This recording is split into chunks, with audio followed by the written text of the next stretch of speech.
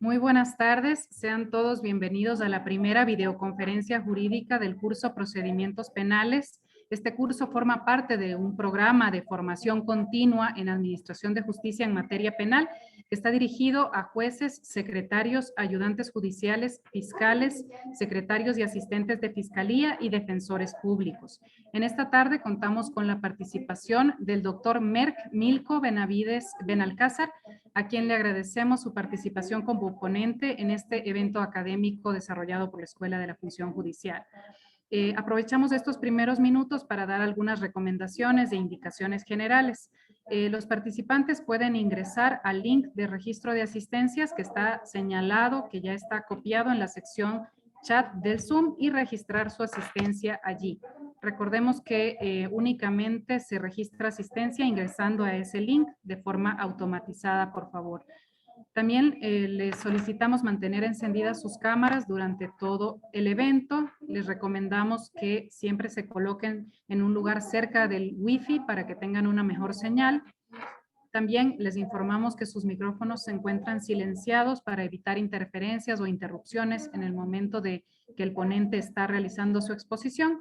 Sin embargo, si ustedes tienen preguntas técnicas o académicas en torno a la temática que se está desarrollando, las pueden plantear por escrito en la sección chat del Zoom y al finalizar la ponencia pueden ser respondidas. Les recordamos que el link de registro de asistencia está copiado en la sección chat del Zoom. No es necesario que escriban sus datos, su identificación en el chat de forma manual, sino que únicamente deben ingresar al link que está allí indicado y allí ustedes pueden registrar su asistencia. Muchísimas gracias.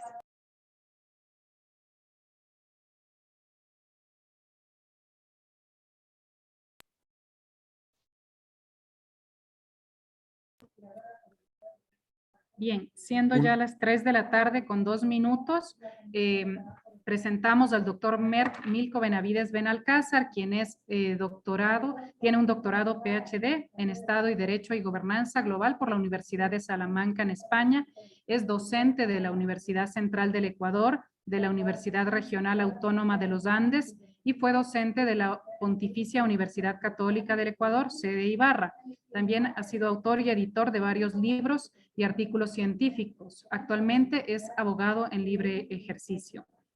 Bienvenido, doctor Benavides. Tiene usted la palabra. Muchas gracias. Una felicitación a los organizadores de estas conferencias, de esta capacitación, a los operadores de justicia en materia penal. Realmente me siento muy complacido porque pertenecía a la función judicial alrededor, yo que sé, de unos 25 años. Entonces me identifico a plenitud. La función judicial realmente ha sido mi segundo hogar. Entonces,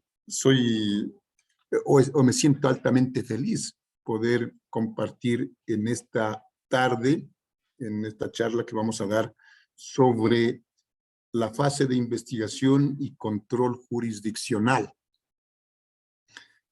Entonces, tenemos que partir de algo general. El derecho penal es una de las ciencias más importantes para la sociedad. Sin derecho penal, una sociedad no puede vivir ni una sola hora, peor días.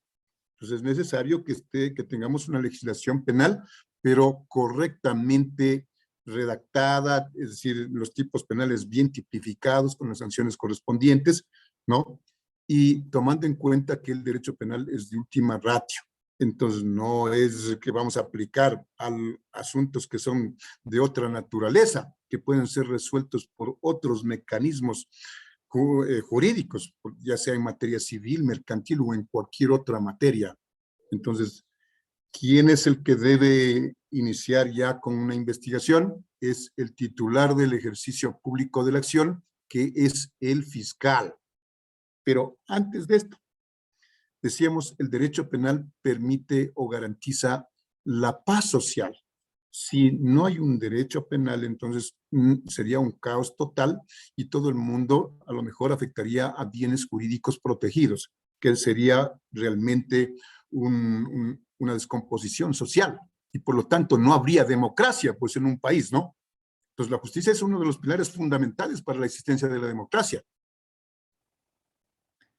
Entonces, sirve, decíamos, para garantizar la paz social. Pero ¿para qué más sirve el derecho penal? Entonces, eso tenemos que tener claro. El derecho penal también sirve, claro que esto es desde el punto de vista de la doctrina, desarrollada sobre todo por Gunther Jacobs, por Zaffaroni, por por Roxin, ¿verdad?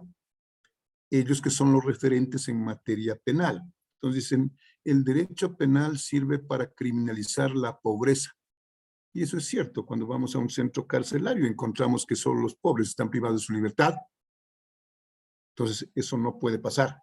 Entonces aquí tenemos que hacer valer el principio universal llamado de igualdad. Y no puede haber una discriminación o simplemente, en este caso, una criminalización de la pobreza, ¿no? ¿Y para qué más sirve este derecho penal? Este derecho penal sirve para controlar y mantener el poder. Es importante que usted comprenda esto, para controlar y mantener el poder. Entonces, la doctrina, ¿qué dice? Entre más conductas humanas se eleven a la categoría del derecho penal, menos democracia, menos libertad tiene un pueblo. Y aquí tenemos que tomar en cuenta algo importante. Solo en este país se ha dado el lujo de criminalizar la protesta social. Eso no pasa en ninguno de los países desarrollados del mundo, pero en Ecuador la protesta social está criminalizada. ¿Y dónde está entonces el derecho para yo protestar, para decir, si los médicos están enfrentando, por decir, una pandemia COVID-19 y no tienen ni siquiera un paracetamol para darles a los enfermos, y salen y dicen, los pacientes se nos van a morir, necesitamos medicamentos, necesitamos infraestructura, y nadie les da una respuesta? Como ellos están paralizando de alguna manera un servicio público, entonces van a ser enjuiciados penalmente. Entonces, esas normas tenemos que quitarlas. ¿De dónde? Del derecho penal. Ahora bien, luego tenemos que hablar lo que es de este asunto del ius puniendi. ¿Quién ejerce el ius puniendi? Ejerce el Estado. Pero el Estado, ¿a través de quiénes ejerce el ius puniendi? Y ejerce a través de algunos actores, ¿no? Pero primero tenemos que identificar lo que dice la doctrina. Ejercen el ius puniendi a nombre del Estado las agencias del Ejecutivo. Y también ejercen el ius puniendi la Fiscalía y la función judicial a través de los jueces de garantías penales. Es decir, los jueces de garantías penales, los de contravenciones, los de tránsito, los jueces de las cortes provinciales, de la sala penal, penal militar, policial y tránsito de las cortes provinciales, y también de la sala penal de la Corte Nacional de Justicia. Ahí están los jueces, que son los que van a juzgar los casos que lleve el titular del ejercicio público, que es el fiscal.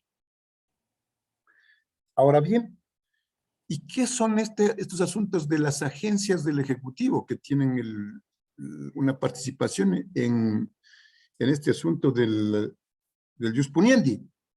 ¿Cuáles son las agencias del Ejecutivo? Entonces, cuando usted va a leer a Zaffaroni, encuentra esto, ¿no? En la doctrina. Entonces, las agencias del Ejecutivo no son nada más ni nada menos que la Policía Nacional, puede ser también el Ejército, que controla de alguna manera, también participa en el control de la delincuencia, y también otros organismos que pueden ser los de inteligencia militar, policial. Ellos son también los que ejercen el ius puniendi en una sociedad, y eso no podemos desconocerlo. Los casos que llegan a la fiscalía, de allí, yo qué sé, pues si llegaron 100 casos en un ejemplo, a lo mejor 50 inician una investigación previa y los otros a lo mejor ni siquiera inician la investigación previa. O si iniciaron la investigación previa, esas 50 van camino al archivo. Y de las 50 a lo mejor 30 prosperan y inician una instrucción. Es la primera etapa del proceso penal. Y luego el fiscal debe sostener su acusación para ir a la audiencia preparatoria de juicio y a la audiencia de juicio, y a lo mejor en la segunda etapa del proceso penal se quedan, yo qué sé, 10 casos que han sido llamados a juicio y otros 10 que no han sido llamados a juicio, es decir, se ha dictado sobreseimiento. Y de esos 10 casos que llegan a los tribunales de garantías penales, donde van a tramitar la etapa de juicio, a lo mejor 5 prosperan con sentencia condenatoria y unos otros 5 a lo mejor, ¿no? El tribunal dicta sentencia ratificando el estado de inocencia del procesado. Entonces, vea que la participación de la justicia es importante, pero que es en menor grado. Entonces, las agencias del Ejecutivo son los que determinan a quién privar de la libertad y a quién no, en definitiva. Entonces, es el primer momento, el primer filtro que se toma en cuenta para hacer efectivo el jus puniendi. Pero todo este aparataje de la función judicial debe funcionar adecuadamente, porque si no funciona, entonces tenemos una administración de justicia en crisis. Y para que sea creíble por parte de los que están interviniendo en un proceso penal, ya sea la víctima, el procesado, ¿no? Y también para que crea la sociedad en la justicia, necesitamos que existan jueces competentes, independientes e imparciales. Si no se cumple con estos 3 aspectos, con estos 3 principios, entonces vamos a tener una función judicial que no está respondiendo a los intereses de la sociedad. Pues, ¿y cómo conseguimos la independencia entonces del juez, la independencia de la función judicial? En América Latina no podemos decir que existe una independencia de la función judicial, eso no es verdad. La función judicial no tiene una total independencia y necesitamos ir trabajando, ¿no? ¿Y cómo trabajamos para lograr la total independencia? Bueno, hay que educar a las personas, sobre todo hay que educar en las facultades de jurisprudencia, carreras de derecho, para que los nuevos abogados sean los que tomen la posta y vayan transformando la justicia penal en nuestro país, porque ellos van a ser los nuevos jueces, los fiscales, los defensores públicos, los empleados judiciales, los empleados de la fiscalía, es decir, todos los que participan en un proceso penal, y también los abogados litigantes, que es la parte esencial, pues sin abogados litigantes, entonces, ¿cómo llevamos a cabo un proceso judicial? Ni siquiera una investigación previa, que es una etapa preprocesal. Entonces decimos que necesitamos que la función judicial sea totalmente independiente y que no exista una injerencia ni interna y peor más aún externa. Interna quiere decir de la propia función judicial y externa a través de las otras funciones del Estado, o también que exista una influencia de tipo social, de tipo económico, de cualquier otra índole, con un tinte político inclusive, ¿no? Entonces, con eso, pues digo, lograremos que la administración de justicia sea creíble por parte de la sociedad. Ahora bien, dice, pero los jueces, los fiscales, ¿de dónde nacen? Nacen de las facultades de jurisprudencia, de las carreras de derecho. Entonces, ¿qué tenemos que hacer? Mejorar, es decir, elevar el nivel académico de las universidades. Entonces, los que somos docentes tenemos una responsabilidad total, pues, porque los jueces, los fiscales, no es que se han educado en las mejores universidades del mundo, no es que sus profesores han sido los profesores alemanes, que son, bueno, los referentes del derecho penal en el mundo. Son educados en las universidades ecuatorianas. Por lo tanto, el problema nace desde las facultades de jurisprudencia. Y consecuentemente tenemos que hacer una revisión, primero de las mallas curriculares y luego de los contenidos de cada materia, y tener profesores debidamente capacitados para poder impartir cada una de las materias del derecho. Pero no necesitamos que nos vengan a leer los códigos, ¿no? Le voy a enseñar el derecho procesal penal y le voy a hablar entonces de la investigación previa y digo, esto está regulado en los artículos X, en los artículos tales del Código Orgánico Integral Penal. Eso es insuficiente, pues. Ya no estamos en el tiempo de hablar o basarnos únicamente en el principio de legalidad. Entonces tenemos que tomar en cuenta 5 aristas, 5 campos muy grandes que debe conocer todo operador de justicia, ya sea abogado litigante, juez, fiscal, defensor público o cualquier otro que participe en un proceso penal. Entonces, ¿cuáles son estas aristas, estos campos? El primer asunto es que sobre todo el fiscal y el juez debe haber estudiado y debe comprender a cabalidad lo que es el derecho constitucional. No leyendo la Constitución, sino sabiendo el fundamento jurídico-científico del derecho constitucional. Y luego también, por supuesto, tenemos que tomar en cuenta qué dice nuestra Constitución de la República del Ecuador, que está vigente desde el 20 de octubre de 2008, que no ha habido ninguna reforma a esta norma de carácter constitucional. Y luego tenemos que tomar en cuenta el otro bloque, que es las normas supranacionales, que son los convenios internacionales de derechos humanos, de los cuales el Ecuador es parte. Entonces, tenemos que ir a estudiar también esos convenios internacionales. Entonces, hasta ahí ya tenemos dos grandes bloques. Luego vamos al tercer bloque, que es la jurisprudencia. ¿Y cuál jurisprudencia? La jurisprudencia que es emanada de los organismos que tienen esa competencia, ¿no? A nivel nacional y a nivel internacional. Entonces, la Corte Nacional de Justicia emana jurisprudencia de triple reiteración. Y esa jurisprudencia, pues, es emanada de las salas especializadas, que en la Corte Nacional son 6. Y una de esas salas es la sala penal. Entonces, si la sala penal ya dio o resolvió casos, 3 o más casos con el mismo criterio, entonces ya van a ser un precedente jurisprudencial de triple reiteración. El presidente de la sala con los jueces se reúne y lleva una propuesta a través del presidente de la Corte Nacional de Justicia, que es el que dirige el pleno de la Corte Nacional de Justicia. Entonces, si se va a aprobar en este caso, un proyecto que va a constituirse en jurisprudencia de triple reiteración en materia penal, entonces tiene que haber los votos suficientes. Y para que existan los votos suficientes necesitamos de los 21, mínimo 12 votos para que se apruebe ese precedente jurisprudencial. Si no hay esos 12 votos, entonces será rechazada esa propuesta y no pasará a constituir jurisprudencia obligatoria para los operadores de justicia en materia penal. Es obligatoria esa jurisprudencia.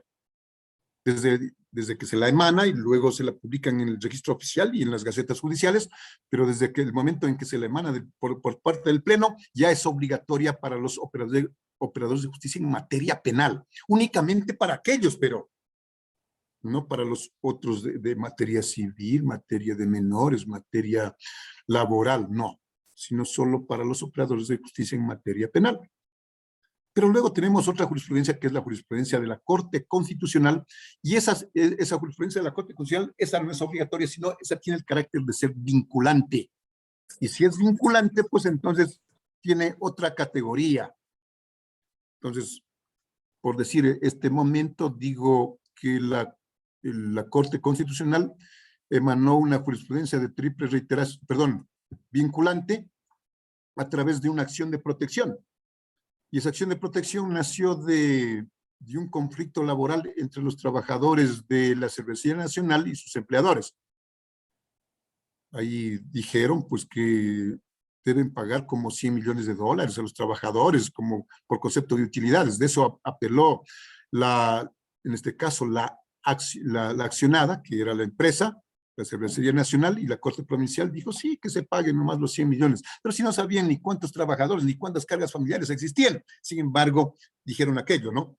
Entonces yo dije, creo que si va a salir la jurisprudencia o los criterios jurídicos así, entonces ya no vamos a necesitar ni jueces laborales, ni civiles, ni nada, porque ellos van a decidir todo. El juez constitucional lo que tiene que hacer es declarar la vulneración de derechos constitucionales. Hasta allí. Entonces, de esa sentencia de apelación, se propuso una acción extraordinaria de protección y llegó a la Corte Constitucional. Y siendo un asunto meramente laboral, es decir, de materia laboral, se resolvió un asunto de carácter penal. ¿Y qué dijo la Corte Constitucional al respecto en esta jurisprudencia vinculante? Que los jueces constitucionales, si fallan contra la ley expresa, no cometen el delito de prevaricato. Así fallen los jueces constitucionales, ¿no? En contra de la ley expresa, no cometen el delito de prevaricato. Entonces, muy bien. ¿Y cuáles son los jueces constitucionales? Todos los de la función judicial. Porque ellos son los que conocen y resuelven las acciones jurisdiccionales constitucionales, que son 6, que ustedes muy bien las conocen. Y también, entonces, todos son jueces constitucionales. Entonces, si un juez está conociendo una acción de habeas corpus y falla contra la ley expresa, no le pasa absolutamente nada, porque hay esa jurisprudencia vinculante de la Corte Constitucional, dice que si falle contra la ley expresa, no comete el delito de prevaricato. Entonces, ese es un asunto que es vinculante y cualquier autoridad pública que quiera aplicar este precedente jurisprudencial tiene que acogerlo en la materia que sea, no solo en penal, sino incluso las autoridades públicas de las demás funciones del Estado. Por eso es vinculante.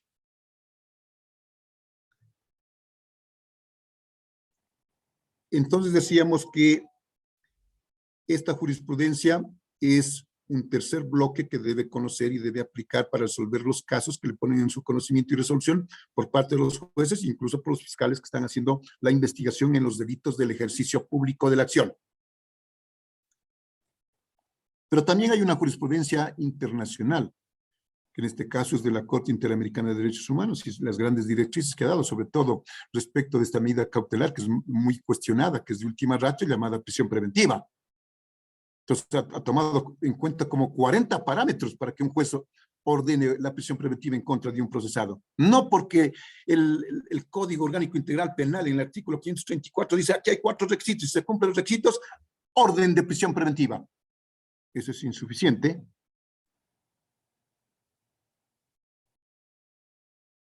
Y también tenemos una jurisprudencia que es muy escasa y que hay que leerla también, ¿no? Del Tribunal Europeo y también de la Corte Penal Internacional de La Haya. Entonces ahí está el tercer bloque. El cuarto bloque que debe conocer un operador de justicia en materia penal es la doctrina jurídico-científica, pero entonces tenemos que ir a leer los grandes tratadistas del mundo, siendo el referente número 1 el señor Klaus Roxin, que ya es un mayorcito, que ya debemos aprovechar del conocimiento jurídico-científico que tiene este señor, ¿no? Digo que es uno de los referentes del derecho penal. Ellos desarrollan el derecho penal desde el punto de vista de la ciencia. Entonces necesitamos aplicar la doctrina, debemos aplicar la doctrina para solucionar los casos prácticos, ¿verdad? ¿Y cuáles teorías vamos a aplicar? Dos que no podemos hacerlas escapar ni decir no vamos a tomarlas en cuenta. ¿Cuáles son? La teoría del delito y la teoría de la imputación objetiva. Si usted no aplica esto en la resolución de casos prácticos, de casos reales que le tocó conocer a usted y resolver como juez, entonces estamos a lo mejor cometiendo una serie de errores. Entonces usted tiene que manejar correctamente la teoría del delito, sabiendo que los elementos, las categorías que debe usted ir filtrando y ir analizando es desde la tipicidad, tanto sus elementos objetivos como subjetivos, luego la antijuricidad, ya pasó el primer filtro, y luego en la antijuricidad ya sabemos que violentó un bien jurídico protegido y han violado la norma, sin embargo, lo cual usted tiene que analizar las excluyentes de la antijuricidad, pero también aplicando esta teoría del delito y también la teoría de la imputación objetiva. Y luego pasar al tercer filtro, si es que fuera el caso, donde ya está la culpabilidad o la responsabilidad. Incluso allí, para que sea responsable una persona, tiene que ser el requisito sine qua non, el esencial. Tiene que ser imputable. Si es inimputable este señor, entonces no puedo dictar una sentencia condenatoria por más infracción penal que haya cometido, por más bien jurídico protegido que se haya lesionado en contra de la víctima. Y luego tenemos la teoría de la imputación objetiva, pero esto digo que es por categorías. Es una clase completita la teoría del delito y otra clase completita de unas 2 horas sobre la imputación objetiva, ¿no? Entonces, cuando hablamos de la imputación objetiva, tenemos que hablar ¿de qué?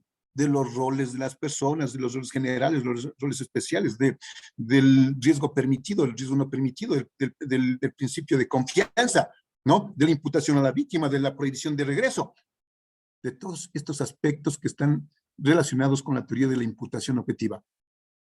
Entonces, cuando manejemos todo esto y definitivamente ya hagamos un análisis completo de este conocimiento jurídico-científico, entonces vamos a tener una facilidad para resolver los casos que nos toca investigar o nos toca resolver o nos toca defender como abogados litigantes. Y luego viene la última parte, pues, que es el Código Orgánico Integral Penal. Entonces, al final, digo, a ver, veamos qué dice la ley, pues, ¿no? Cuando ya me he formado el criterio, a lo mejor en el camino también veo, a ver, digo, el delito de prevaricato que decía hace un momento. Veamos a ver si este señor juez de la Corte Nacional de Justicia ha cometido prevaricato. Veamos cuáles son los elementos objetivos y subjetivos del tipo. Total, que dice ahí que solo los jueces de carrera jurisdiccional cometen prevaricato. Pero si los jueces de la Corte Nacional, ellos no son de carrera judicial. Entonces, por más que fallen contra la ley expresa, no están dentro de tipo penal, por más que fallen contra la ley expresa. Entonces, no se cumple con un elemento objetivo del tipo, solo analizando que lo pusimos como ejemplo hace un momento por esa jurisprudencia vinculante de la Corte Constitucional. Entonces, conociendo todo esto, ya tenemos ya la certeza que vamos a resolver con solvencia el caso que, para no perjudicar ni a la víctima ni al procesado, porque sería grave que a un señor siendo inocente le dicten una sentencia condenatoria, ¿no? Sería muy grave. Yo creo que esos dichos que tienen la doctrina, es preferible dejarle libre a un culpable que sancionarle a un inocente, pues no. Es uno de los parámetros fundamentales que ha establecido la doctrina. Ahora, muy bien, entramos ya en la temática y decimos que si hay la comisión de un delito, ¿no? Por decir, vamos a hablar de un delito, digo, delito de lavado de activos. Se me ocurre este rato. Entonces tiene que saber cuáles son los elementos objetivos y subjetivos del tipo. Y tiene que saber, por lo menos, saber cuál es el bien jurídico protegido. ¿Cuál es el bien jurídico protegido? Yo estaba en algún momento en una audiencia y no se podía definir por parte de la fiscalía ni de los demás operadores de justicia que estaban en esa audiencia cuál es el bien jurídico protegido. Y si no identifico el bien jurídico protegido, entonces creo que estoy un poco perdido, ¿no? Nadie es dueño de la verdad absoluta, pues cada uno tiene su criterio, su conocimiento, su alcance. Eso es verdad. Entonces decían que es, bueno, la desorganización financiera. Hablaban de muchos bienes jurídicos protegidos que se inventaban, pero usted tiene que saber con certeza cada uno de los bienes jurídicos protegidos en cada tipo penal. Y ese bien jurídico protegido en el delito de lavado de activos es el orden social y económico del Estado. Así, pero tengo que decirlo con categoría. Y si me pide que le explique, yo le explico todo el alcance de ese bien jurídico protegido. Pero si usted no sabe ni cuál es el bien jurídico protegido de este delito, entonces, ¿cómo es que quiero acusar o cómo es que quiero sentenciar o cómo es que quiero defender, ¿no? Ya sea a la víctima o al procesado, según el caso que a los abogados litigantes nos toca a veces del lado de la víctima, otro lado del lado del procesado, ¿no? Entonces digo que es necesario luego de esto identificar cuál es la noticia crímenes. Al titular del ejercicio público de la acción tiene que llegarle la noticia crímenes. ¿Y cuál es la noticia crímenes? Puede ser una denuncia verbal, una denuncia escrita. La fiscalía tiene la obligación de recibir la denuncia que un señor ciudadano va de manera verbal y dice, quiero denunciar tal hecho. Usted tiene que reducirla a escrito y hacer que reconozca esa persona su denuncia, no que reconozca su firma y rúbrica de su denuncia. No, pues es imposible eso. Lo que va a reconocer es el contenido de su denuncia. Es una noticia crímenes, entonces puede ser la noticia crímenes, en este caso la denuncia verbal o escrita, y el denunciante tiene que reconocer la misma. Entonces nos preguntamos allí, ¿y este denunciante tiene alguna responsabilidad? Primero, ¿es un sujeto procesal? No es, porque cualquier persona que conoce sobre la comisión de un delito, el ejercicio público de la acción, puede presentar una denuncia. Por lo tanto, no es parte de ese proceso. Pero ¿tiene alguna responsabilidad?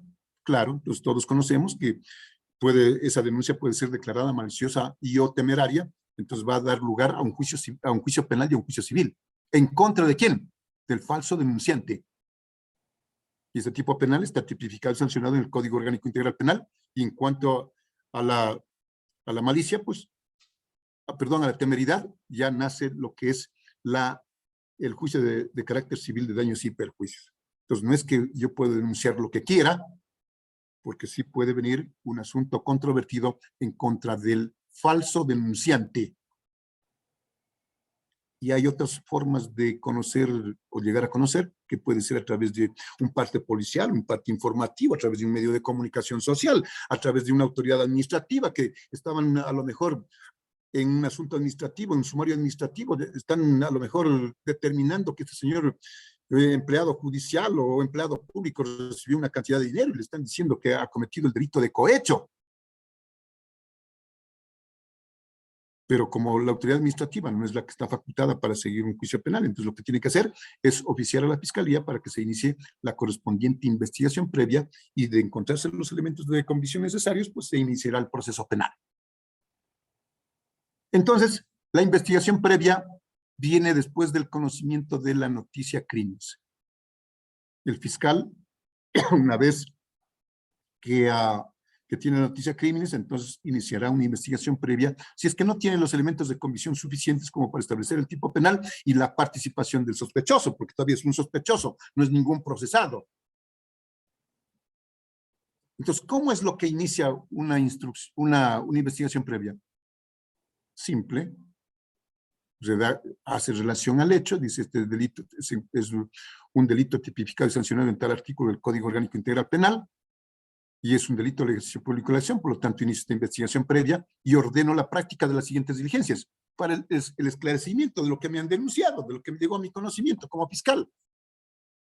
Y ordena que se nombren peritos, que se tomen versiones, ¿no? Lo que usted quiera. Y aquí nace también, entonces, un asunto importante que es el testimonio anticipado, que en esta temática lo han puesto al último, porque aquí tengo un índice de los temas que me ha tocado hablar. El testimonio anticipado se lo puede tomar en la etapa preprocesal o dentro de la instrucción, sin ningún problema. Pero ¿en qué casos debe tomarse un testimonio anticipado? ¿A quiénes? Generalmente dicen que hay que tomarle a la víctima, sobre todo a la víctima que puede, que ha sido a lo mejor de delitos sexuales, de delitos complejos. Entonces, como no quieren violentar el principio de no revictimización, entonces tienen que tomarle el testimonio anticipado. Pero también se puede tomar el testimonio anticipado a otras víctimas, a otros testigos, ¿no? Sin ninguna limitación. ¿Por qué? Siempre y cuando esas personas, por decir, si tiene una enfermedad terminal, el señor ya se va a morir. Si le tomo la versión en la etapa de juicio, ya no voy a tener el testimonio del señor. Entonces tengo que tomarle un testimonio anticipado. El señor dice que trabaja en Ucrania, hoy que está en conflicto ese país con Rusia. Entonces dice, va a venir usted a lo mejor después de 6 meses. Dice, ya no vengo nunca más, ya es difícil que venga yo de ese país. Entonces vamos a tomar un testimonio anticipado. Entonces, hay ciertos casos que la ley establece en los cuales sí permite que se tome el testimonio anticipado. En esta, incluso digo, en esta etapa preprocesal, que es la investigación previa. Pero antes de adelantar eso, si estamos en la investigación previa, hoy inicio la investigación previa y ordeno que se tomen unas versiones y se nombren unos peritos y estos peritos me hagan unas experticias, digo. Ya presentan los informes y después digo, cierto, era de notificarle al sospechoso, ¿no? ¿Cuál era el sospechoso? Era un señor Juan Pérez. Entonces notifíquele, señor secretario, ese señor. Es demasiado tarde, le ha dejado en indefensión. Usted, como fiscal, desde el momento en que inicia una investigación previa, tiene la obligación de notificarle al sospechoso que le ha iniciado una investigación, para que no se vulnere la garantía de lo que es el derecho a la defensa, que es una garantía de carácter constitucional. Pues no le puede dejar indefensión. Y eso han establecido, aquí estaba viendo un código que también habla de las copias simples y de las copias certificadas que puede pedir un abogado en libre ejercicio de una investigación previa. Y algunos fiscales dicen, no le puedo dar porque esto es reservado. Entonces le digo, bueno, pues es asunto suyo, señor fiscal, señorita fiscal, lo que usted quiera, pero eso es generar indefensión, porque hay una norma, el artículo 52.3 de la Ley Reformatoria, el Código Orgánico de la Función Judicial, que tiene relación con el artículo 282 de ese cuerpo legal. Ahí habla de 2 cosas. Primero, que usted debe o está facultado como fiscal a dar copias simples o certificadas de una investigación previa. Claro, pero tiene que decirle, verá, tiene que darle el buen uso. Si usted le da mal uso, entonces puede caer en un tipo penal también. Ese es su problema, señor. Aquí le entrego las copias. Póngame el recibido, su firma. Pues usted es responsable si usted publica en un diario de mayor circulación un asunto que está en investigación previa. Usted no puede ponerlo en conocimiento de la prensa ni siquiera de ninguna otra persona. Y el otro asunto es que si usted inició investigación previa, esta etapa preprocesal, tiene que darle el derecho a la defensa en este caso, del sospechoso. Si usted no le da el derecho a la defensa, entonces le deja indefensión y eso puede ser causa de nulidad de todo lo actuado. ¿Cuándo? Cuando ya esté a lo mejor en la segunda etapa del proceso penal, estoy en la audiencia de evaluación y preparatoria de juicio, ahí me dicen, usted tiene que hablar, a ver, el juez me dice, vamos, iniciamos esta audiencia, a ver, doctor Benavides, hable, usted es el abogado del procesado, hable si el proceso es válido o no es válido, y hable de asuntos de procedimiento, procedibilidad, competencia y prejudicialidad, hable, tiene 5 minutos. Bueno, señor juez, si usted me da 2 minutos, pues no me queda más. Pero es generar indefensión. El juez no está facultado a que le den un tiempo a un abogado, al fiscal, a los jefes procesales. No, porque es dejarle indefensión. Si yo tengo que analizar, estoy en etapa de juicio, tengo que analizar 50 testigos, 50 peritos, 2,000 documentos públicos que han presentado como elementos probatorios. Yo no puedo terminar en 10 minutos el alegato final. Es imposible, pues. Y si usted me dice que en 10 minutos termine, eso genera indefensión. El juez tiene la facultad de dirigir la audiencia, es el director de la audiencia, no el dictador de la audiencia, director nomás. Entonces él puede decir, muy bien, señores, van a hacer su alegato final en la etapa de juicio, por decir no, y les voy a dejar el tiempo limitado, pero el juez tiene la obligación de controlar ¿qué? Tiene que controlar que sea pertinente, ¿no? Tiene que controlar que usted no sea repetitivo. Estamos juzgando un delito de drogas si usted habla que ese señor también ha cometido un delito de asesinato. Pero vea, señor, si no estamos juzgando el delito de asesinato, sea pertinente, relacione con el caso que estamos investigando, pues. Eso sí puede controlar, mientras el abogado defensor o la fiscalía sea eminentemente técnico y sea sistemático en su exposición, tiene que dejarle hasta que concluya, sin posibilidad de decirle usted termina en 5 minutos, ni en 7, ni en 10, ni en 20. Eso tiene que ser claro y determinante. Entonces le decía, ese es el momento en que se va a pedir la nulidad del proceso. Digo, el proceso es nulo porque, vea, solitos hicieron la investigación previa y luego ya iniciaron la instrucción y el señor, la supuesta víctima, presentaron una acusación particular. El señor juez le dijo que le reconozca su acusación particular, la aceptó a trámite, ordenó que se cite al procesado, ¿no? Total que nunca le citaron al procesado en ninguna de las formas que establece la ley. Le dejaron indefensión. Y si hay indefensión, pues la violación de los procedimientos, si generan indefensión en alguno de los sujetos procesales, ese trámite judicial es nulo. No hay posibilidad de decir no es nulo. Ustedes saben que no puedo declarar la nulidad porque los casos que yo me invente son solo 3 casos de carácter legal y un caso de carácter constitucional. Vea, señor, esta sentencia no cumple los requisitos que establece el COIP, por eso es nula. Pero aquí todavía no hay sentencia. Entonces, aquí se ha violado el trámite, pero el trámite se ha violado, pero no ha generado ninguna indefensión. Entonces, no hay para qué declarar la nulidad. Pero si generó indefensión, nulo es el procedimiento. Usted, juez, no es competente porque el delito se cometió en Guayaquil y usted es juez de Quito. ¿Qué está haciendo? ¿Por qué conoce este caso? Ay, disculpe. ¿Y de dónde sacamos ese dato? Aquí está el informe técnico pericial de reconocimiento del lugar de los hechos. Y el perito dice que está en Guayaquil, en tales calles. Y usted está conociendo un caso siendo juez de Quito. Pues no puede hacerlo. Y esas son las 3 causas por las cuales se puede declarar la nulidad de un proceso judicial. Y hay una norma de carácter constitucional y supranacional, que también está en los convenios internacionales.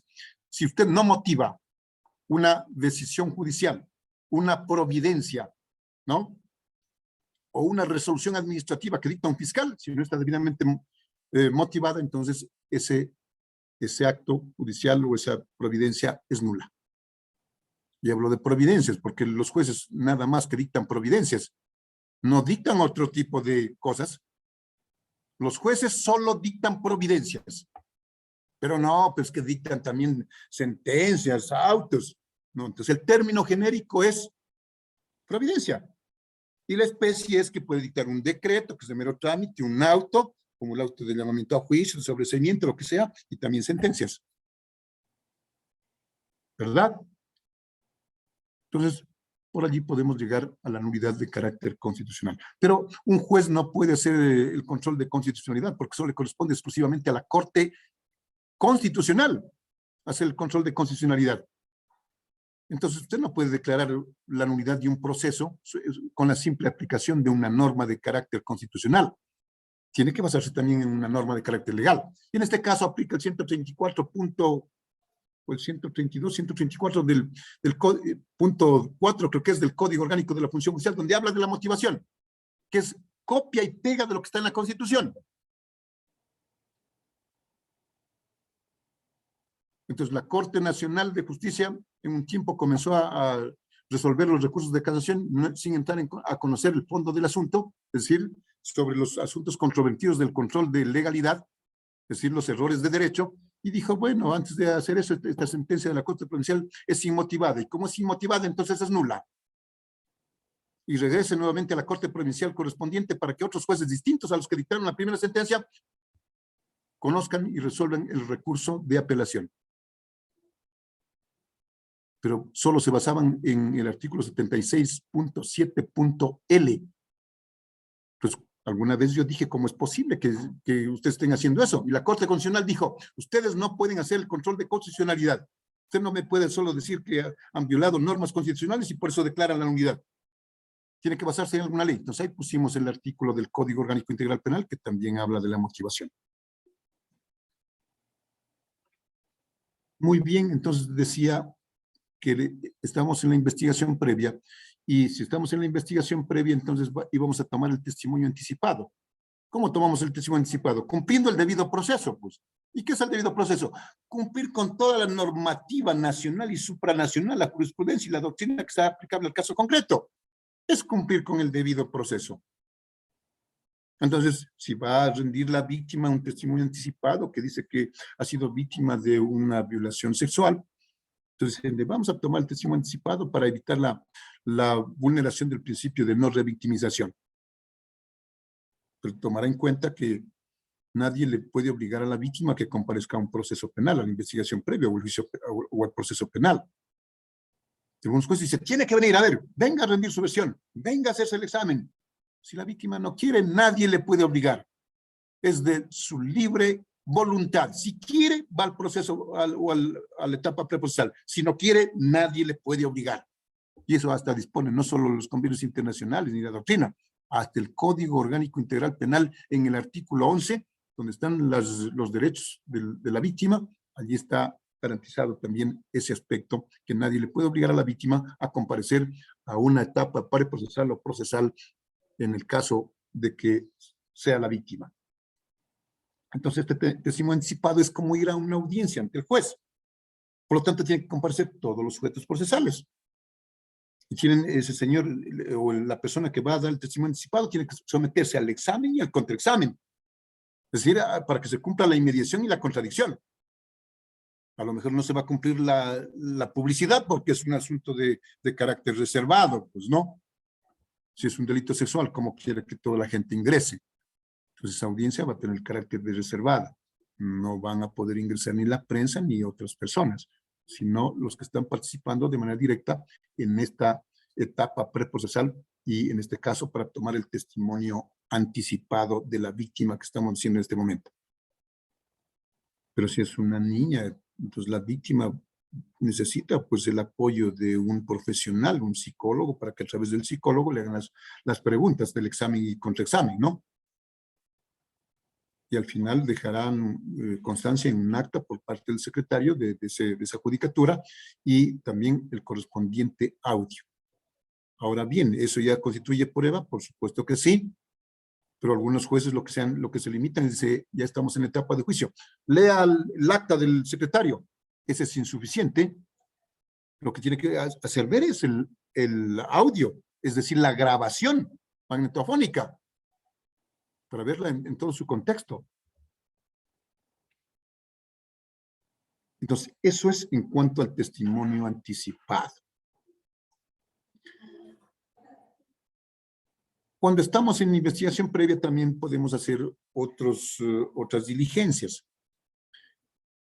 como por ejemplo, digo, allanamiento de un domicilio, porque ese tema también lo han puesto aquí. Allanamiento de un domicilio. ¿Puedo hacer dentro de una investigación previa? Claro. ¿Quién es el que tiene que solicitar que se haga un allanamiento de un domicilio? Por decir, dicen que en ese domicilio hay droga, en ese domicilio está el arma homicida, en ese domicilio hay evidencias, yo qué sé, ropa manchada de sangre que se sacó el supuesto sospechoso y que las tiene allí y que a lo mejor pueden desaparecer. Entonces, hagamos un allanamiento, ¿no? De ese domicilio.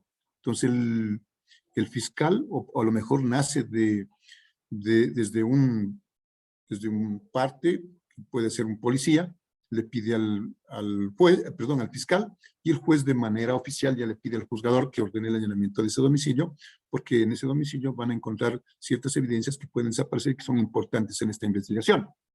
Entonces el juez ordena, pero el juez tiene que ordenar de manera específica.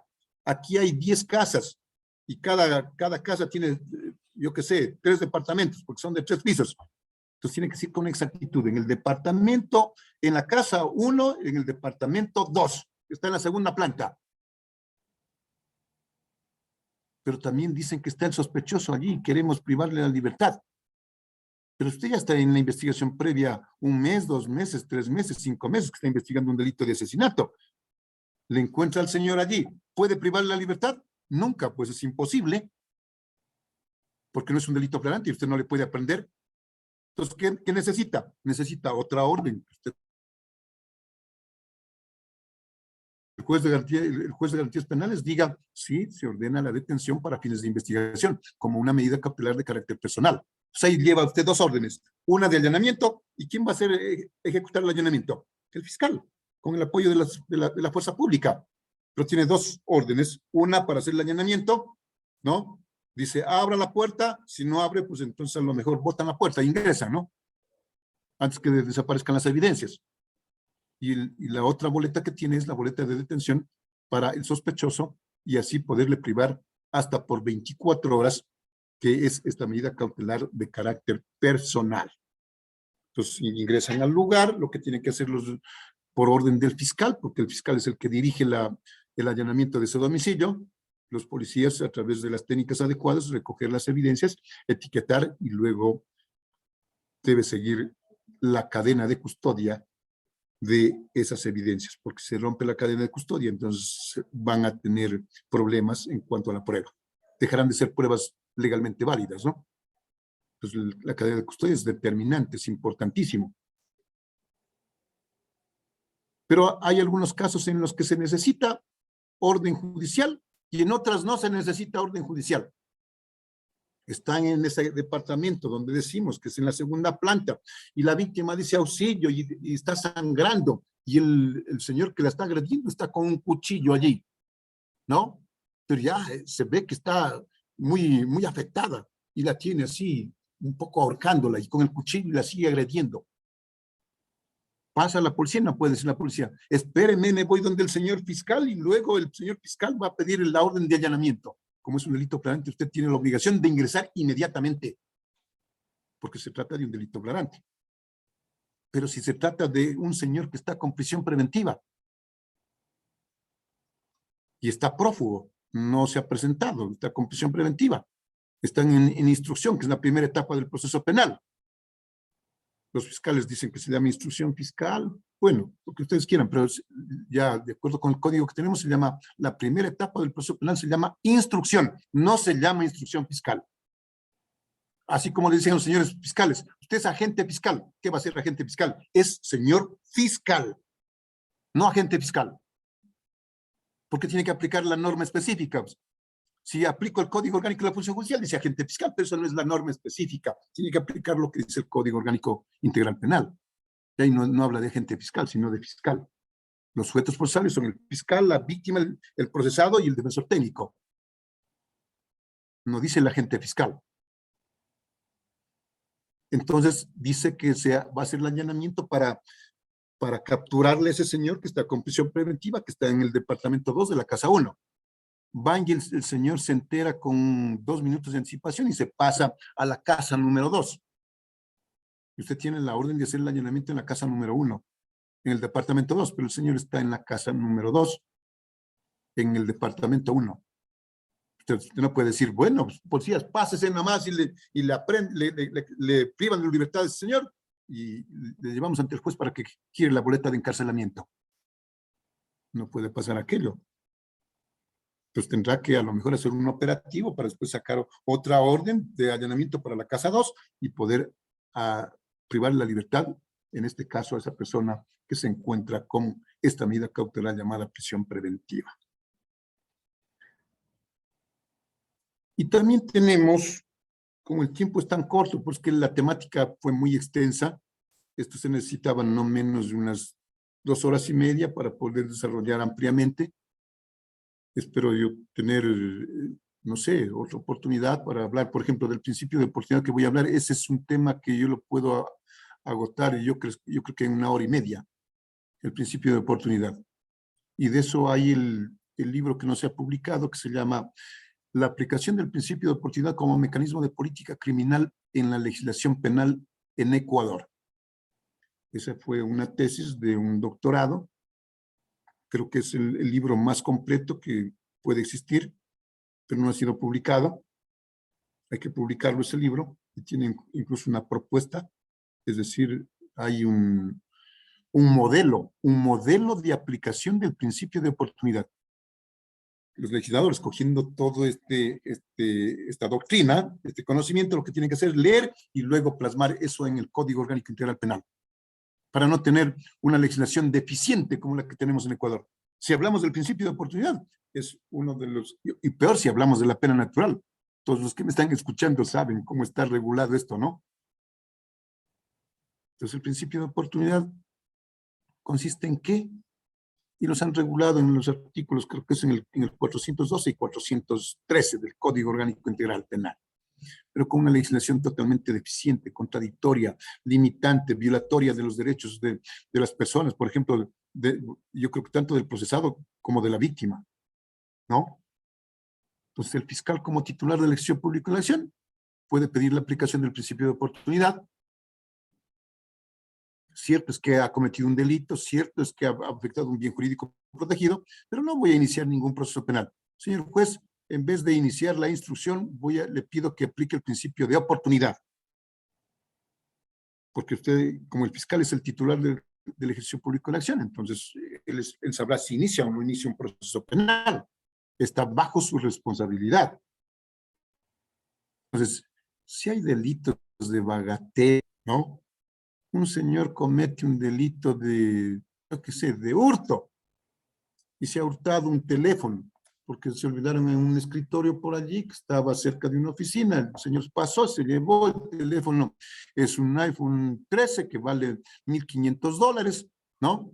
Entonces dice, bueno, pues es un delito de hurto, porque no utilizó ni la fuerza en las cosas, ni la violencia contra las personas para que se convierta en robo. Entonces, la pena del hurto pues, es un delito menor, que no tiene mayor trascendencia, más de eso el teléfono está allí, ya le van a devolver a la víctima a lo mejor. Entonces, yo como fiscal diría, ¿qué voy a iniciar por este asunto? Una instrucción. Voy a pedirle al juez que aplique el principio de oportunidad. Entonces, ahí nacen 2 casos en los cuales se puede aplicar el principio de oportunidad en la legislación ecuatoriana. En la legislación colombiana existen 16 casos para aplicar el principio de oportunidad. ¿Y qué permite eso?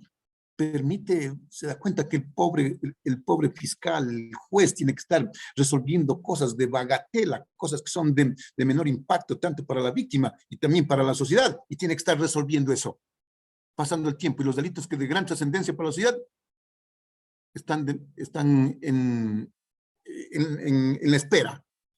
Eso no puede ser, pues, ¿no? Entonces hay que aplicar el principio de mínima intervención penal y reformar ese Código Orgánico Integral Penal, quitando casi todas las contravenciones, por ejemplo, el tránsito, pasando al derecho administrativo. Todos los delitos de ejercicio privado de la acción a lo mejor son contravenciones, o a lo mejor van al derecho administrativo también, o al derecho civil, o al derecho mercantil, pero no pueden ser que estén en el derecho penal. Y otras conductas que son relevantes ahora por el adelanto de la ciencia y la tecnología, porque los delitos ya se cometen a través de sistemas computarizados. Eso sí tienen que irse regulando, pues, para que la sociedad tenga esa garantía de que no le va a pasar absolutamente nada, por decir si son delitos contra su patrimonio, ¿no? Entonces, la primera causa o causal para aplicar el principio de oportunidad es que sea un delito doloso, pero que sea un delito de bagatela, cuya pena sea de hasta 5 años nomás. Pero ahí le pone una limitante total, que no afecte al interés público ni al interés del Estado. Entonces casi no hay nada, dice el fiscal. Pues yo como fiscal, en este caso del hurto, le diría aplíquele y lo que pido es que se extinga la acción y archívese este caso, le pide al juez. Esa es la primera causal. Y la segunda causal es cuando en delitos culposos, es decir, cuando el sujeto activo ha incumplido el deber objetivo de cuidado, ¿no? Nosotros tenemos un artículo muy importante, pero que está totalmente mal regulado. Está en el 146, el homicidio culposo por mala práctica profesional. Y usted al final ve unos cuartos numerales. Esa es la teoría de la imputación objetiva y el incumplimiento del deber objetivo de cuidado, que debía ser una norma genérica. ¿Para qué? Para que regule a todos los delitos culposos. Pero el legislador, como él no pudo entender qué era ese asunto, le puso en el homicidio culposo por mala práctica profesional. Terrible. Por eso que es una legislación deficiente. Entonces, en delitos culposos, donde el infractor, como consecuencia de la comisión de la infracción, sufre un quebranto grave en su salud. Entonces, ahí le va a aplicar el principio de oportunidad. Un señor va conduciendo un vehículo, ¿no? Y va un amigo al lado. Total, que por ir hablando por teléfono, por incumplir el deber objetivo de cuidado, sufre un accidente y el señor queda casi muerto, el acompañante, el copiloto, y el señor conductor también queda gravemente afectado. No. Pues,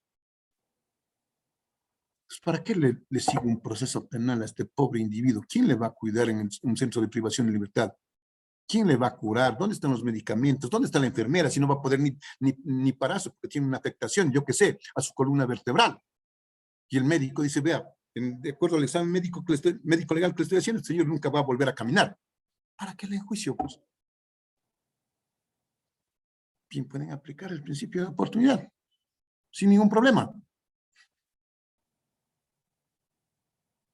Pero yo en otro caso que tuve, alegué también, no ve que esto es importante lo que voy a decir. Delitos culposos donde el infractor como consecuencia de la comisión de la infracción ha sufrido un quebranto en su salud o en su estado físico, como el ejemplo que puse hace un momento. Pero ¿qué pasa si hay una afectación psicológica gravísima? ¿Le puedo aplicar el principio de oportunidad? Entonces el fiscal en un caso me dijo, no. ¿Y por qué no, señor? Porque no me dice la norma. Usted no tiene que estar esperanzado en lo que dice la norma, sino lo que es la doctrina, lo que dice la jurisprudencia, pues.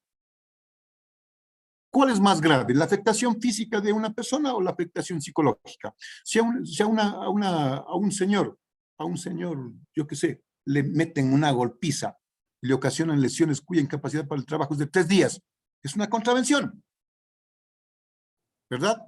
O a una señora, y si a la misma señora el marido le dice que es una mantenida, es una tal, una cual, es decir, hay una agresión psicológica, ¿cuál es más grave? La agresión psicológica, no, que la agresión psicológica es un delito del ejercicio público de la acción. Entonces digo, ¿qué pasa si está gravemente afectada esa persona como consecuencia de la comisión de la infracción en un delito culposo? No aplica, dice el principio de oportunidad, porque la ley no dice sobre eso. Y yo no puedo hacer una interpretación extensiva, por lo tanto, que vaya nomás a la cárcel. No puede ser tanto así. Entonces necesitamos una transformación total de este Código Orgánico Integral Penal, sobre todo de este principio de oportunidad, para que se descongestione toda lo que es la fiscalía y toda la función judicial. Pero para eso hay que hacer un proyecto amplio, ¿no? Y aquí hay otro asunto. Otro asunto. ¿Quiénes deben ir a la audiencia para aplicar el principio de oportunidad? El fiscal pide a lo mejor el procesado, si es que está privado de su libertad, de hecho que va a ir. Pero la víctima, este código dice, si es que quiere que vaya, si no quiere que no vaya. ¿Y quién va a pagar la reparación integral a la víctima? el teléfono que le robaron, lo que sea, pues el bien jurídico que sea, por más pequeño que sea, pero la víctima ha sido perjudicada, ha sufrido una lesividad como consecuencia de la violación de esa norma y en este caso afectación de un bien jurídico protegido. Entonces, este código le dice, no importa que no haya venido la víctima. El juez dice, sí, se acepta la aplicación del principio de oportunidad y se extingue la acción. Se archiva y se acabó el caso. Y respecto a la víctima, ¿qué dice el código? La víctima tiene que ir a seguir un juicio civil para que reclame, en este caso, la reparación integral, pues, ¿no? A seguir un juicio civil. La pobre víctima no tiene ni para contratar el abogado para seguir el juicio penal, peor va a tener para seguir un juicio civil. Entonces, si se aplica el principio de oportunidad, se soluciona de manera integral, pues, los problemas del procesado y también los problemas de la víctima. Y no dejarle, en este caso, con una situación muy crítica que es la víctima, ¿no? Entonces, les voy a contar un caso sobre la aplicación del principio de oportunidad. Se me está pasando el tiempo. ¿Qué pasa? Si es que voy ante un juez y dice el juez, yo le digo, señor juez, haga el favor de aplicar el principio de oportunidad. Y supongamos que es un delito de robo con violencia y la pena es de 5 a 7 años. Entonces veo las causales y no me permite, solo hasta 5 nomás, pero aquí es de 5 a 7. ¿El juez tiene la facultad de negar? No. Lo que tiene que hacer es, de acuerdo con esta legislación que tenemos, mandar en consulta al fiscal superior. Si el fiscal superior le dice, no, si no hay nada allí, pues entonces le obligan al juez a aplicar el principio de oportunidad y a extinguir la acción. Pero ¿qué pasa? ¿Qué pasa si es el fiscal general del Estado? Va ante un juez de garantías, un juez de la Sala Penal de la Corte Nacional de Justicia, porque es un caso de fuero de Corte Nacional. Y el fiscal dice, bueno, solicito que usted aplique el principio de oportunidad. Pero ¿este delito qué es? Dice, es un delito, yo qué sé, pues, terrorismo, por decir, cuya pena es de 10 a 13 años. Entonces el juez dice, pero ve, aquí no hay ninguna causal, por lo tanto le niego. ¿Hay esa posibilidad? No, el juez no puede aplicar aquello. El juez no tiene que dar su criterio allí, porque el titular de la ejercicio público de la elección está diciendo, aplique el principio de oportunidad. La única posibilidad que tiene el juzgador es elevar en consulta al fiscal superior. Pero si es el fiscal general, ya no hay quien pedir más la consulta. Entonces, ¿qué tienen que hacer? Aceptar así. Yo, ¿qué diría? Bajo el criterio y la responsabilidad, lo que ha dicho el señor fiscal general del Estado, se aplica el principio de oportunidad. Bajo la responsabilidad del señor. Y se extingue la acción. Porque no tengo a quién consultar. Es el fiscal general.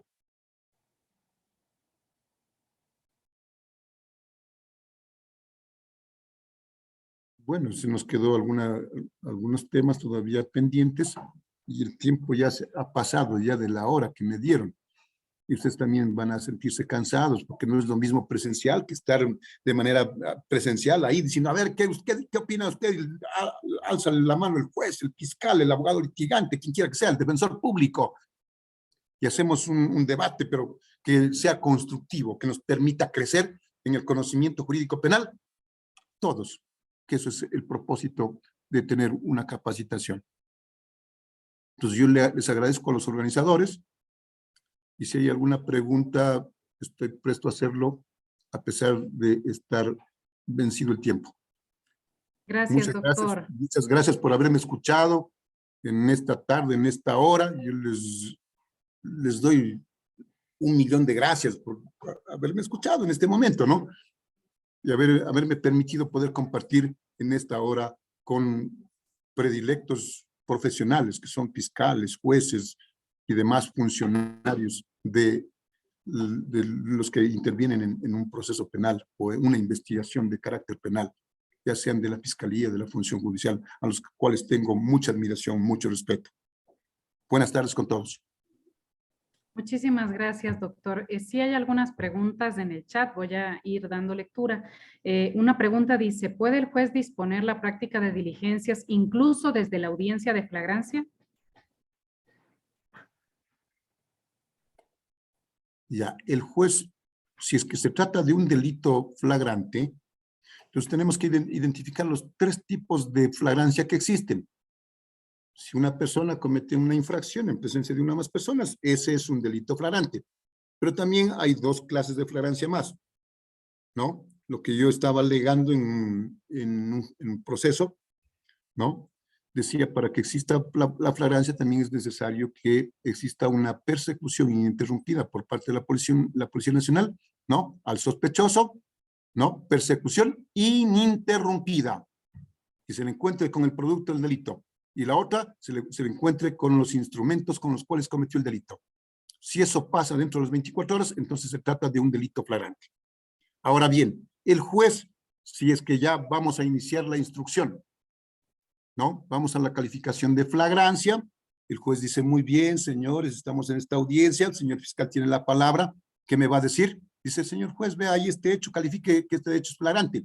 Y luego también le pido que califique la legalidad y la constitucionalidad, 2 cosas, de la aprehensión del sospechoso.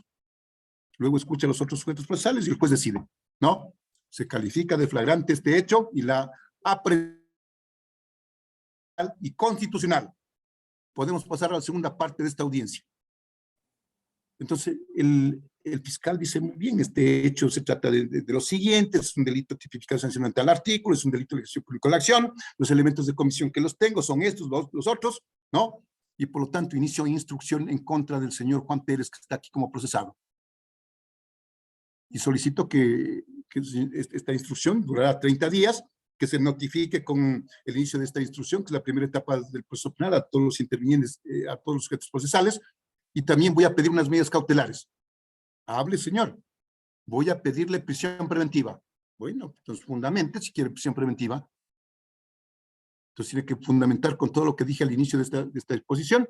Y el juez dice, bueno, vean, parece que le falta un elemento de convicción. ¿Será que le tomamos la versión al señor, le pedimos la ampliación de la versión al señor procesado? El juez no tiene nada que ver, ni tampoco puede decirle al fiscal, vea, parece que está equivocado, no se trata de un delito de asesinato, parece que es un robo con resultado de muerte. El juez no tiene que ver absolutamente nada. Usted es el titular del ejercicio público de la acción, usted como juez, como fiscal, debe saber qué hace. Entonces un juez no está en la posibilidad en este caso, de ordenar una prueba o un elemento de convicción de oficio. Entonces, hay una norma en el Código Orgánico Integral Penal que está mal y yo no estoy de acuerdo con esa norma, hay que reformarla. Dice que los jueces no pueden hacer pruebas de oficio en ningún caso. Fatal. No pasa en las legislaciones de los países desarrollados. Entonces yo digo, bueno, pues a ver, el fiscal ha investigado de manera incumpliendo el principio de objetividad y de manera limitada y me trae una pruebita de la etapa de juicio que no establece ni el tipo penal, pero la responsabilidad del procesado. Entonces el fiscal sigue sosteniendo la acusación y yo digo, bueno, pues como no hay prueba suficiente, por falta de pruebas se declara el estado de inocencia del señor procesado. ¿Quién responde a la víctima, al procesado, a la sociedad? ¿Quién manda el mensaje? El juzgador, pues. Entonces debe haber prueba de oficio, pero por supuesto, sino que tiene que ser reglada, limitada. Entonces, en este caso, si viene un señor, el fiscal me presenta un testigo que sabe por referencias. Sí, yo sé por referencias porque me contó un amiguito que es compañero de la función judicial. Él dijo que ha estado presente allí. ¿Y usted estuvo, dónde estaba ese momento? En la casa. ¿Qué estaba haciendo? Viendo las noticias. ¿Y cuándo le contó? Al otro día. Entonces, no es una prueba válida casi, pues no. No sabe nada este señor. ¿Y cómo se llama su amiguito que le contó que es de la función judicial? Se llama Luis Moreno Solarte. Ah, entonces yo como juez digo, para esta audiencia, ¿no? Va a venir el señor Juan Pérez Solarte a rendir su testimonio. Y esa prueba la ordeno de oficio. Debería ser así, pero en el Ecuador no hay la posibilidad. Un juez no puede hacer pruebas de oficio. Ni siquiera le permiten hacer preguntas con el fin de ampliar testimonios o declaraciones de peritos, nada. Lo que le permiten de una manera, de manera limitada, es que pueda pedir aclaraciones o ampliaciones. Pero cuando está ampliando, le digo, está haciendo prueba de oficio, le está favoreciendo al fiscal, o le está favoreciendo a la víctima, o le está favoreciendo al procesado. Usted es un juez parcializado. Ah, entonces mejor no voy a hacer nada, dice, me limito. Entonces hay que cambiar estas reglas. Como dice Jordi Nieva Fenol, y el número 1 del derecho procesal en el mundo, que es Michel Tarugo. Hay que leer esos libros. Y allí está la respuesta de manera amplia.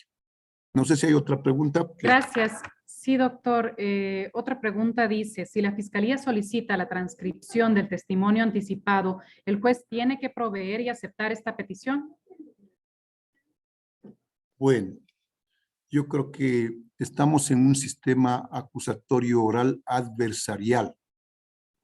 Entonces, lo que tenemos que evitar decir es, yo voy, dice, la audiencia oral, pública y contradictoria, porque vamos a juzgar un delito de homicidio, por decir, ¿no? Tipificado y sancionado en el artículo 144 del Código Orgánico Integral Penal. La pena es de 10 a 13, o que sea. Entonces, vamos a juzgar este tipo penal. La pregunta en concreto era, para no desviarme. Permítame, doctor. La pregunta es, si la Fiscalía solicita la transcripción del testimonio anticipado, ¿el juez tiene que proveer? Ya. Entonces el fiscal dice, vea, tiene que transcribir todito, ¿no? Entonces, bueno, si el juez le acepta, no hay ningún problema, ¿no? Porque la decisión es del acusador, pero en un sistema acusatorio oral adversarial no es correcto. ¿Cómo vamos a estar transcribiendo y perdiendo tanto tiempo? A ver, le va dictando por palabras al secretario, ¿no? Ya, muy bien, a ver, ¿qué dijo la pregunta? ¿Cómo es en la fiscalía? ¿Cuándo vamos a tomar una versión, no? A ver, ¿qué dijo? Pero despacito, no vaya muy rápido, señor testigo. Repita, ¿qué era que me dijo? Después leyéndole a ver si está conforme lo que dijo, o si hay alguna falla, dijo, o pusieron alguna cosa que no dijo en su versión. No puede ser un sistema oral de esa forma, pues no. Entonces tiene que ser simplemente el acta que certifica el secretario y la grabación magnetofónica. Si usted quiere verla, allí está. Y si usted quiere verla de manera integral en la etapa de juicio, yo como sujeto procesal, abogado de la víctima, le digo que en este momento se escuche toda la grabación hecha por la autoridad competente, en este caso por orden del juez, en los aparatos que los maneja el Consejo de la Judicatura de manera completa. Es que se demora 2 horas, así se demore 3, le digo. Pero yo quiero escuchar completito el testimonio anticipado de la víctima o de un testigo, de un perito, de cualquier persona que haya rendido ese testimonio anticipado. Entonces les decía que usted no puede convocar a una audiencia oral pública y contradictoria. No, pues. Entonces, ¿qué tiene que convocar? A una audiencia pública y contradictoria. Y oral, ¿por qué no? Pero es que no hay audiencias escritas, pues. Cuando yo digo audiencia, ya entiendo 10,000 veces que es oral, pues.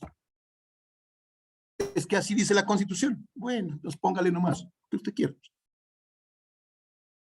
Pero lo correcto es que yo diga que es una audiencia pública contradictoria, que hay que someter toda contradicción para que se cumpla ese principio que es fundamental dentro de un proceso penal.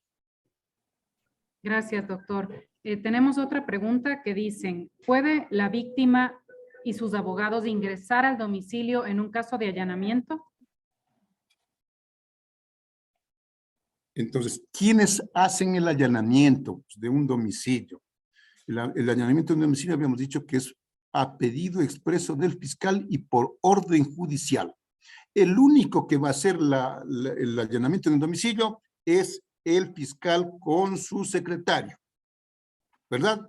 Pero él solito, si va, entonces los que son, no ve que ahí están con armas, yo qué sé, o sea, a lo mejor es una banda que son muy peligrosos.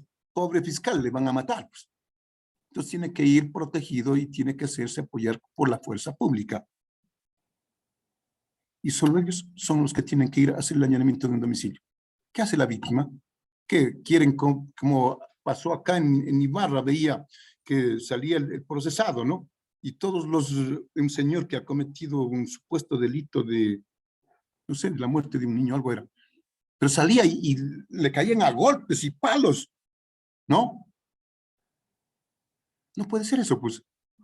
La justicia que diga es la que va a determinar si hay responsabilidad o no hay responsabilidad en contra del ciudadano. Nadie le puede agredir. Y si queremos hacer justicia por nuestra propia mano, quiere decir que no estamos confiando en la administración de justicia ordinaria. Entonces, nosotros tenemos que ser hombres de derecho, y somos hombres de derecho, tiene que resolverse en aplicación del derecho penal desde el punto de vista de la ciencia en su integralidad, como dije al inicio, y someternos a las decisiones de los jueces. Gracias, doctor. Otra pregunta dice, si se piden copias certificadas de una investigación previa de un delito sexual, ¿se pueden entregar? ¿Cuál es su criterio? Por supuesto que sí, es que hay norma expresa, sin limitación de ninguna naturaleza. Artículo 52.3 de la Ley Reformatoria al Código Orgánico Integral Penal que está dentro de ese artículo 282 de ese cuerpo jurídico, de ese Código Orgánico de la Función Judicial. Entonces, usted no me puede limitar el derecho a la defensa. No, es que vea cómo le voy a dar, esto es totalmente reservado. Le digo, no hay ningún problema, le proveo y le digo, sí, de acuerdo con el artículo, se confieren las copias simples, las copias certificadas, ¿no? Y ahí le prevengo, bajo la responsabilidad del señor, tomando en cuenta que estamos en investigación previa y esta es una etapa preprocesal que tiene el carácter de reservado en su totalidad. Ustedes saben qué uso le da, ¿verdad, señor? Venga, tome las copias, fírmeme aquí que usted recibe. Nada más. Gracias, doctor. Hay otra pregunta que dice, el sospechoso, luego de declarar libre y voluntariamente, puede acogerse al derecho al silencio y asimismo el denunciante, la víctima y los testigos pueden, después de haber rendido su versión, acogerse al silencio. No, el derecho al silencio es exclusivo solo para el sospechoso o para el procesado. No es para los testigos, no es para la víctima, ¿no? Y es por eso que el sospechoso tiene entonces dos cosas. Vea, señor procesado, ¿quiere rendir su versión? No, señor. Entonces, ¿qué va a cogerse el derecho constitucional del silencio? Sí, señor. Bueno.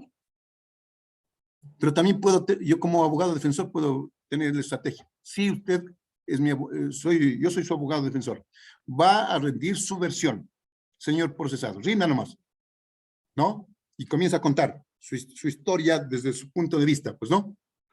Muy bien, después dice, tiene que someterse a las preguntas que le van a hacer los otros sujetos procesales. Ahí le digo, no va a responder ninguna pregunta, se acoge el derecho al silencio. Punto. ¿Puedo hacer eso? Sí. Pero cuando estoy ya en la etapa de juicio, esto tiene que comprender, ¿no? Si yo hago eso, entonces estoy en el error. Por lo siguiente, verá. Estoy en la etapa de juicio, le digo, señor, la fiscalía ya ha terminado su prueba, la víctima, el acusador particular o víctima tiene la prueba, sí, también ya se practicó y se incorporó. Muy bien, señor abogado del procesado, ¿tiene la prueba? Bueno, la prueba número 1 es la declaración de mi defendido. Señor defendido, pase acá al frente, le dice el juez ponente. ¿Quiere rendir? Usted tiene dos opciones. ¿Quiere rendir su declaración? Y es sin juramento, libre y voluntariamente. ¿O quiere acogerse al derecho constitucional del silencio? Lo que usted quiera, señor. Entonces ya le recomendé y le dije, acógese al derecho del silencio. Ah, ya, entonces vaya a su puesto. Simplemente no hay esa prueba. Tomando en cuenta que el testimonio del procesado es un medio de defensa también. A más de prueba es un medio de defensa. La única prueba que tiene esa dualidad. Pero otros abogados dicen, bueno, que rinda nomás el testimonio. Rinde el testimonio, cuenta todo el hecho, ya muy bien, dice, ahora sí se va a someter al examen, al contraexamen de los otros sujetos procesales. Y el fiscal le pregunta, con tal que no sean preguntas incriminatorias, están prohibidas, pues, ¿no es cierto? No le va a decir, ¿usted le disparó a la víctima por 5 ocasiones con su arma de fuego? No le puede preguntar nunca eso, porque es una pregunta que viola todos los derechos fundamentales de este individuo. Es una pregunta incriminatoria, no le puede hacer aquello, ¿verdad? Pero él dice, el abogado le dice, cuando le hagan las preguntas vamos a decir que se acoge el derecho constitucional del silencio. Entonces, es un error fatal, porque el juzgador, yo como juez, ¿qué tengo que hacer? vea, yo voy a darle valorando todas sus pruebas que se hayan cumplido en definitiva con todo lo que es el debido proceso y sobre todo los principios de inmediación y el específico, el de contradicción.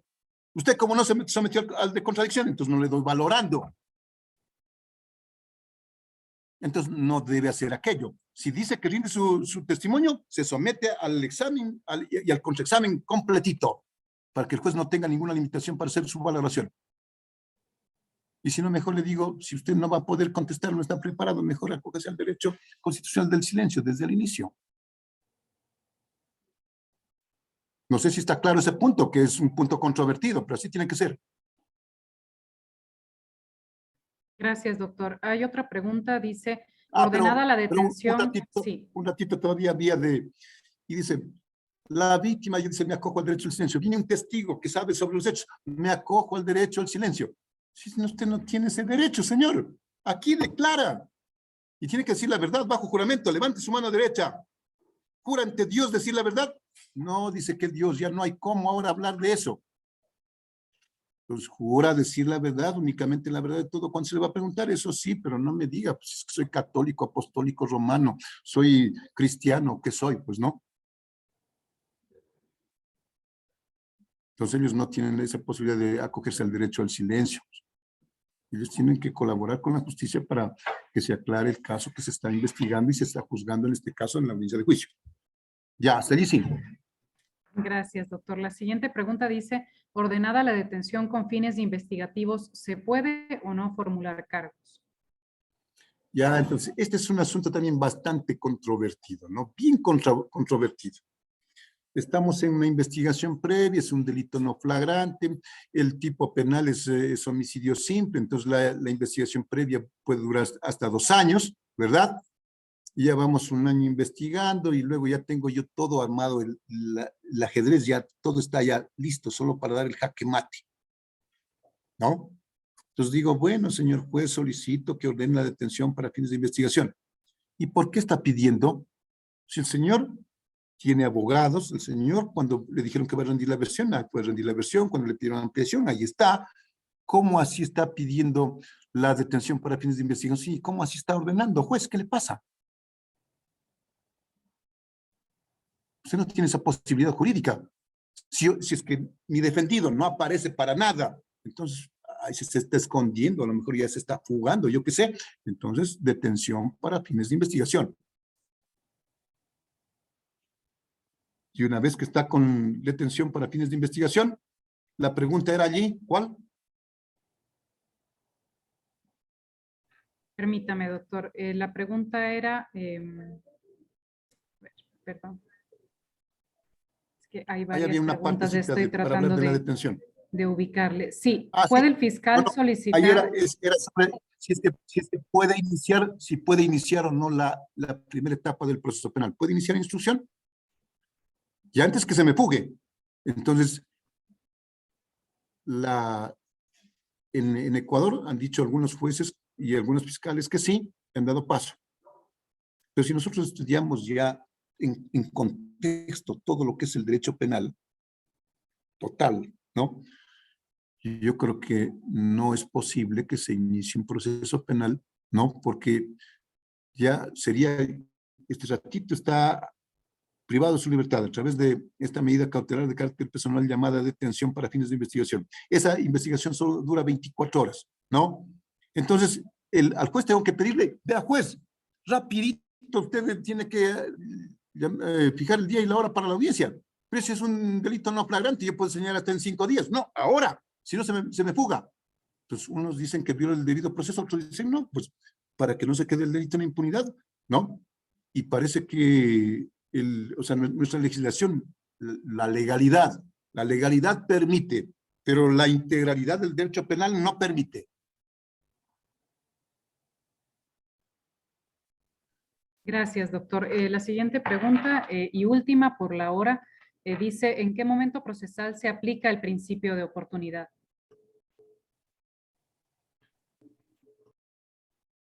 Esta investigación que la hice se da cuenta que son como 500 páginas, ¿no? Del principio de oportunidad. Entonces es bastante extenso. con mucha explicación. Por eso decía que esto necesitamos unas 2 horas para exponer el principio de oportunidad. Entonces dice, ¿en qué momento se puede aplicar el principio de oportunidad? Y en nuestra legislación la limitado, ¿no?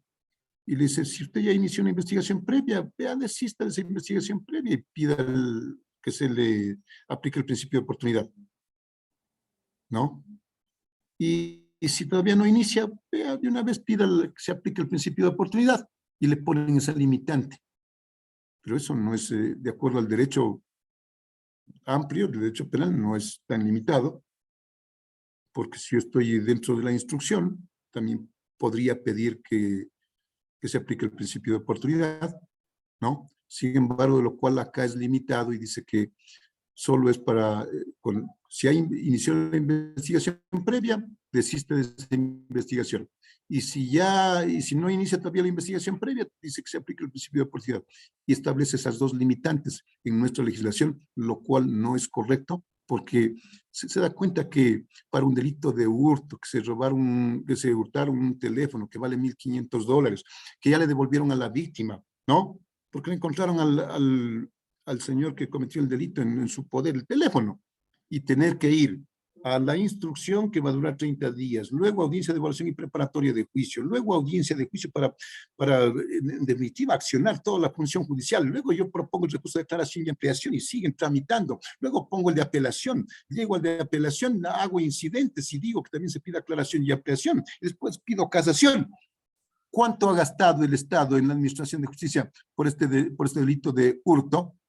A lo mejor 100 veces más de lo que se está reclamando. Entonces no puede ser aquello. Aplique el derecho penal mínimo. Es que el principio de mínima intervención penal es de 2 clases. El que es del derecho penal sustantivo, es decir, vea, si este problema se puede solucionar con el derecho civil, vaya al derecho civil, no me traiga acá el derecho penal. Pero también hay mínima intervención penal desde el punto de vista procesal. Y es lo que nos falta desarrollar a nosotros. Aplique la conciliación, aplique la pena natural, pero la pena natural en todo su contexto, pues lo que dice la doctrina, no en delitos de tránsito, como que fuéramos niños de escuela, y todavía mal configurado, ni siquiera para la conviviente o para el conviviente está regulado. Entonces no puede ser aquello, ¿no? Aplica el principio de oportunidad y establezca otros mecanismos de solución, incluso en otros códigos existe, aquí no existe la mediación. En el texto original del COIB, en el 2014, estaba que la mediación también es un mecanismo alternativo de solución de conflictos de carácter penal. Después dijeron que no. Tantas cosas de bagatela, ¿qué estamos pasando el tiempo? Que la justicia se dedique a juzgar o a investigar la fiscalía asuntos que son de mucha relevancia y de gran impacto para la sociedad. Gracias, doctor. La Escuela de la Función Judicial agradece al doctor Merck Milko Benavides Benalcázar por su destacada conferencia. Esperamos poder contar con la participación del doctor en próximos eventos en este programa. A los participantes les esperamos el próximo jueves 5 de mayo desde las 4 de la tarde para la segunda conferencia de este curso, donde se desarrollará la temática de la audiencia de flagrancia puntualmente a cargo del doctor Miguel Eduardo Costaín Vázquez. Igualmente se les enviará por correo la convocatoria específica para este nuevo evento. Les recordamos, para la Escuela de la Función Judicial es gratificante contar con su participación en estos eventos gratuitos de formación que se ofrecen a la comunidad jurídica del país, y les invitamos a visitar nuestras redes sociales en Facebook y Twitter. Si tienen ustedes dudas e inquietudes en torno a los procesos académicos que se realizan, pueden escribir al correo escuela.judicial@funcionjudicial.gov.es. Muchísimas gracias, doctor Benavides, y gracias a todos los presentes. Muchas gracias a usted y muchas gracias a todos y a todas. Una buena tarde para los asistentes. Muchísimas gracias.